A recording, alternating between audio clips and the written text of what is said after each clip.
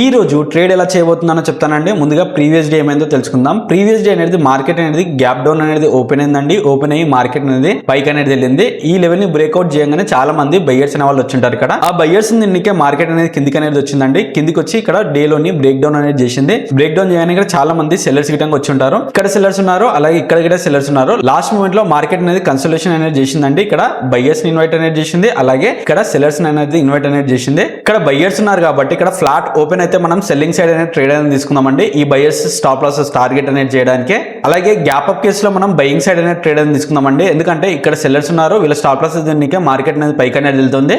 అలాగే gap down కేసులో మనము సెల్లింగ్ సైడ్ అనేది ట్రేడ్ అనేది తీసుకుందామండి. ఎందుకంటే ఇక్కడ సెల్లర్స్ కి మంచి ప్రాఫిట్ అనేది కనిపిస్తుంది. అలాగే ఇక్కడ బయర్స్ కి స్టాప్ లాసెస్ అనేది హిట్ అవుతూ ఉంటాయి. ఇక్కడ ఈ లెవెల్స్ అనేవి చాలా ఇంపార్టెంట్ అండి. ఈ లెవెల్స్ అనేవి బ్యాంక్ నిఫ్టీలో సెన్సెక్స్ లో డ్రా చేసి టెలిగ్రామ్ ఛానల్లో పోస్ట్ అనేది చేస్తూ ఉంటాను. ఇంకా ఎవరైనా జాయిన్ కాకపోతే వెళ్ళి జాయిన్ అనేది అవ్వండి. వెయిట్ చేద్దాం, మార్కెట్ అనేది స్టార్ట్ కాబోతుంది. ఇక్కడ చూడండి మార్కెట్ అనేది స్టార్ట్ అయిందండి. స్టార్ట్ అయ్యి ఒక గ్రీన్ కలర్ క్యాండిల్ అనేది ఫామ్ అయింది. ఈ లెవెల్ ని బ్రేక్అవుట్ అనేది చేసింది, కానీ ఇక్కడ పైన సస్టైన్ అనేది కాలేకపోయింది. అలాగే మార్కెట్ ఇక్కడ ఉన్న బయర్స్ కి మంచి హోప్ అనేది ఇచ్చిందండి, పైకి వెళ్తున్నానని చెప్పేసి. వెయిట్ చేద్దాం, ఒక మంచి సెటప్ చూసి మనం ఎంట్రీ అనేది ప్లాన్ అనేది చేద్దాము. ఇక్కడ చూడండి మార్కెట్ అనేది పైకి అనేది వెళ్తుందండి. ఈ లెవెల్ పైకి వెళ్ళింది.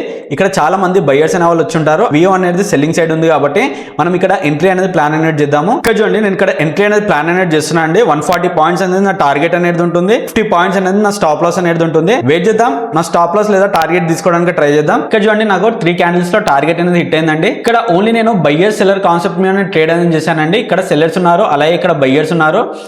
మార్కెట్ అనేది ఇక్కడ పైన ఓపెన్ అయితే మనం బయింగ్ సైడ్ అనేది ట్రేడ్ అనేది తీసుకునేటోళ్ళము. ఒకవేళ మార్కెట్ అనేది కింద ఓపెన్ అయితే మనం సెల్లింగ్ సైడ్ అనేది ట్రేడ్ అనేది తీసుకునేటోళ్ళము. ఇక్కడ నేను అదే బేస్ మీద ట్రేడ్ అనేది తీసుకున్నాను. ఇక్కడ నా టార్గెట్ అనేది హిట్ అయింది. ఇలాంటి చార్ట్ ట్రేడింగ్ కాన్సెప్ట్స్ గురించి లైక్ చేసి సబ్స్క్రైబ్ చేయండి.